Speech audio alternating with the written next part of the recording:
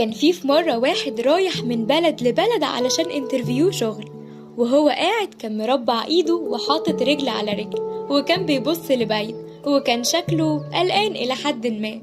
في أول الانترفيو أصحاب الشركة قالوا إنهم ما كانش عندهم معلومات كفاية يفهموا بيها إيه سبب حركاته دي، لحد ما سألوه عن مديره القديم، ومن اللحظة دي بدأ يفرك إيده الاتنين باستمرار، وكمان قعد يلمس أنفه.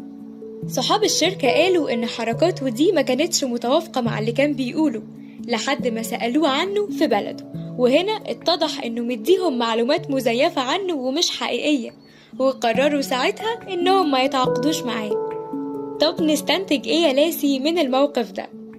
نستنتج إن لمس الأنف أو فرك الإيد الكتير دليل على التوتر، وكمان دليل على الكذب، بالذات لو الكلام اللي بيتقال عكس الحركات اللي بتظهر على الشخص.